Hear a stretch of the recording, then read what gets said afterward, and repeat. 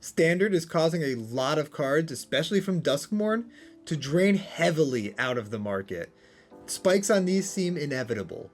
There's a good number of cards I'll be talking about today that had a lot of movement in the market over the last 5 days. Not really in price yet, but inside volume. Like they're draining out of the market, so they're poised to spike in the not so distant future. And so this way you can buy your copies before the price gets a lot more expensive. Before we hop into that though, remember if you enjoy my content, please hit that subscribe button if you haven't already.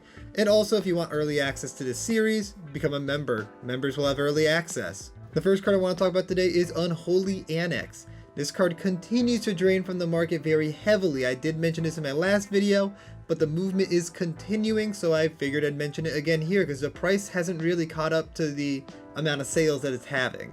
It is in part due to a video done by Seth, probably better known as Saffron Olive. He did a great deck tech showcasing this deck that is running this card and causing a lot of movement in the card. And that deck features a few other cards that I'll be mentioning shortly, but Unholy Annex is a card that seems to be picking up a lot of speed. Last week, both the borderless and regular saw massive movements in the market. However, this week it somehow beat them out. The borderless had a 63% decrease in listings, while the regular had a 57% decrease in listings. Both versions are under 100 copies available, and that's just very, very low for a freshly printed standard card that's just a rare. This card's going to probably see a lot more sales, especially because the price hasn't adjusted yet, and I could see a big uptick in the price in the not so distant future. Another card that was featured in that deck is Letter of Aot. It saw a 55% decrease in listings over the last 5 days. That's another massive drop. And this is already a pretty pricey card. It's a mythic from Lost Caverns of Ixalan, so people probably aren't really opening that set anymore, and I can see the price jumping up even higher on this just because it's so good inside of this deck because it's a combo piece with the next card I'm going to talk about being Unstoppable Slasher. All 3 versions continue to drop in number of listings available, and this card is really, really good. Like, outside of just this combo, there's other ways that this card is going to be a very powerful card. Like, I'm thinking about running it in my Tayum deck because a Sack Outlet, and Lion's Eye Diamond is infinite Tayum triggers because you can remove the counters to Tayum, sack the LED to add 3 mana, activate Tayum, sacrifice it. Unstoppable Slasher comes back in with the 2 stun counters and the vigilance counter, and you move them and continue that loop over and over again. Plus, the card is just a huge clock, and it's got Death Touch. Very, very powerful card. I can see this thing getting a huge increase in price. I know I mentioned pretty much every card I've already talked about in this video in the last video, and I'm going to do that again with Enduring Innocence. Enduring Innocence saw a ton of movement over the last 5 days, and the price hasn't quite caught up yet. It is increasing in price, and the card is very, very good. So we'll see where it ends up. I think this is an amazing commander card, and it seems like other people do too. Both the extended art and the regular version saw over 40% decreases in volume over the last 5 days, which is very substantial considering it saw like 70% decrease in volume in the prior set of days. So this thing is really moving. Next up is a card I actually did not mention in the last video. We have Ghost Vacuum. I don't really know 100% why this is moving up in price. It seems like a fine card, but it saw a lot of movement.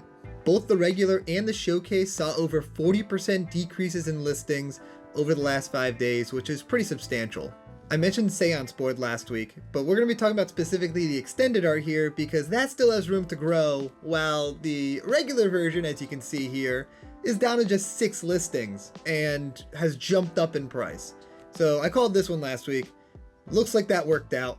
The extended art's still available, so if you need a copy, that's the one I would go for at this point in time, unless you really want to finish off those last few copies of the regular version.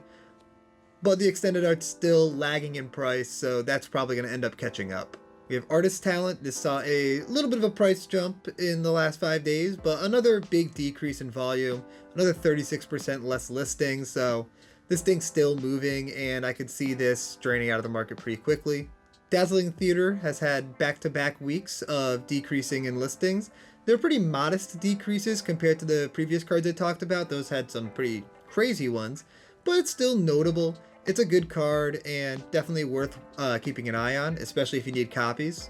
Enduring Innocence has seen a lot of movement, and I'm sure Enduring Curiosity is going to follow suit. The card is phenomenal.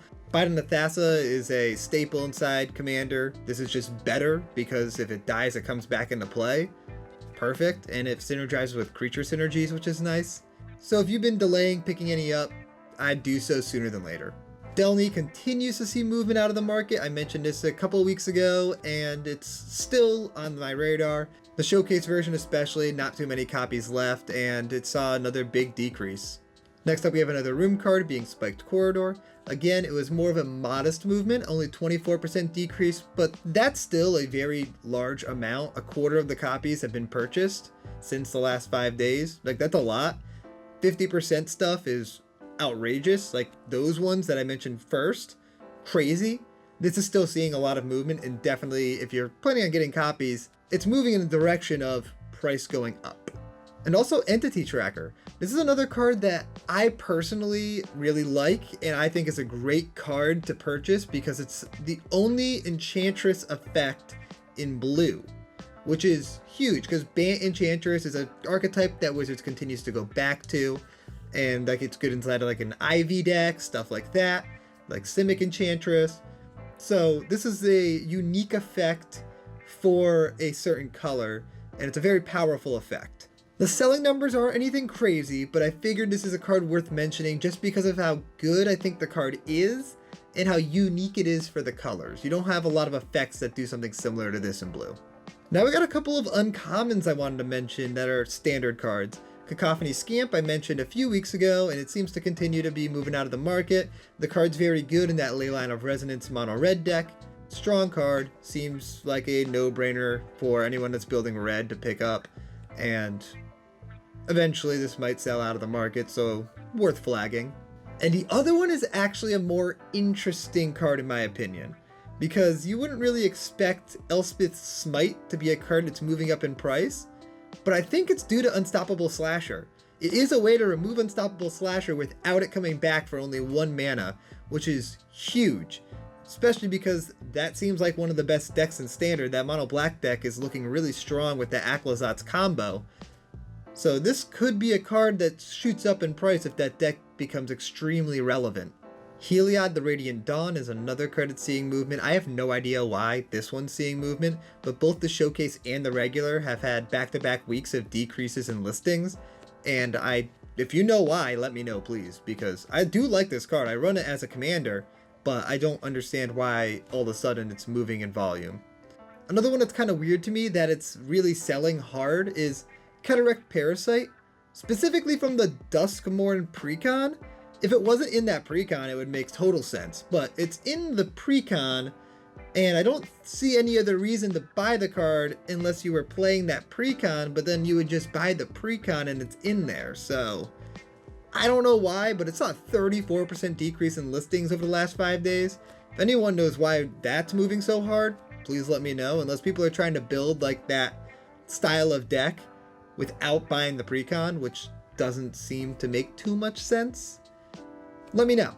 Moving on to some cards that aren't standard legal cards, some older stuff. Argothian Enchantress, this is specifically the reprint from Eternal Masters. This has been seeing a decent decrease in listings, and also a slight increase in price. I'm not 100% sure what's driving this, but it is a fantastic card. It's one of the cheapest Enchantress effects, and it's having a lot more sales than usual. Over the last 5 days, Blade of the Blood Chief has had a substantial decrease in listings, especially a Precon version of it, which had 62% decrease in listings. The other two versions also saw a decrease in listings, but it was much less substantial at 14% and 23%. This is another card that I'm not 100% sure why it's decreasing so hard. It does combo with cards like Basking Broodscale, which is an interesting combo there. But what's really interesting is this actually started in the last 5 days, because if you look at all of them, except for like a -4% decrease in listings, which is negligible, all 3 copies haven't really seen any decrease in listings until this week, which is odd. And then suddenly they're all selling like crazy. So I think I'm pretty early on this one, but the movement's drastic enough that it's definitely worth mentioning. Scarecrow saw a 26% decrease in listings. I'm assuming it's because of Swarm Weaver and the new Scarecrows that we got in Duskmorn. It's a great include in any artifact creature based deck. The Belcher deck in Modern is still causing Lotus Bloom to sell out of the market. The original still has some wiggle room to increase in price, while most of the other ones are over $5 at this point. I do find it interesting though that even the more expensive copies are continuing to see a decrease in listings, which means they could have more room to grow. I'm not sure how well this Belcher deck is actually performing. I haven't seen too many tournament stats regarding it, but it seems to be performing pretty well because also Belcher is seeing movement. Not a ton, but a 14% decrease in listings is notable for a card that's the namesake of a deck that's causing other cards to spike. I mentioned Disrupting Shoal last week, and again, it's seeing a decrease in listings, between 26 and 24% decrease, which is pretty substantial. Another card that I don't really know what's causing the decrease, but this continued decrease in listings week after week will likely result inside of a price increase.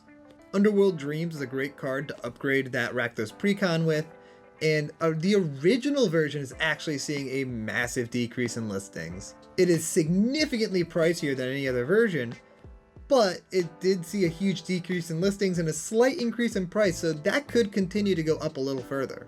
Both the Showcase Scrolls and the Surge Foil version of Forge Anew is seeing a lot of movement, especially the Showcase Scrolls. That saw a 64% decrease in listings, and that followed a 50% decrease in listings. Like, those are two massive numbers. There's only 6 on the market. If you wanted a copy of that, it's now or never.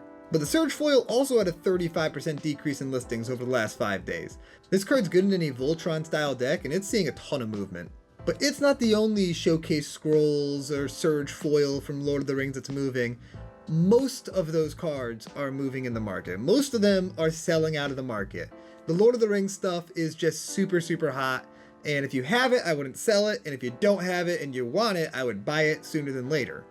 I keep mentioning Hellish Rebuke. I called out that it was going to go up in price, and the base version did, in fact, spike. But the extended art's still available for significantly cheaper. So if you still need a copy, you still have the opportunity to buy the extended art, but it is very limited at this point. Talon Gates of Madara is another card I mentioned last week, and it's seeing a continued decrease in listings. I do like this card a lot, and I do think it's worth picking up if you want it. It's a fun card, and it's super interesting, unique effects. Ripples of Potential is another one I mentioned last week, and it's another one that's continuing to decrease this week. So a super powerful Proliferate card, so if you need a copy, you should get it sooner than later. Again, I mentioned Curse of Unbinding last week, and it saw another 23% decrease in listings. This is one, again, that I don't have any idea why it's moving in price, so let me know if you know. And lastly, we have Pyrogoyf. Pyrogoyf has previously spiked in price, and then it saw a little bit of a drop, and now it's getting purchased again and getting bought out of the market because all 3 versions of it have seen pretty substantial decreases in listings. 81%, 77%, and 33% decreases. Those are insanely large numbers. This card is super good. It's a legacy card, a vintage cube card. Just any cube wants this card. It's so good. I like this card a lot, and it's obvious that other people do too, but it is seeing a lot of play. Now I just want to quickly mention some cards that have increased in price over the last 5 days. The Retro Frame Great Furnace has doubled in price. Don't know what's driving that, but Great Furnace is usually a relatively pricey card. Like $3 for a common is pretty good. And this is the only retro frame version of it, so I guess that makes some sense that it's got a little bit of a premium there. Alenda's Hierophant, 24% decrease in listings, and also a $2 increase in price. It's a good card. I can see why it's moving. If you need copies, you might want to get them sooner because it is decreasing in listings still, which means that the price could go up even further. I called out Scroll Rack last week.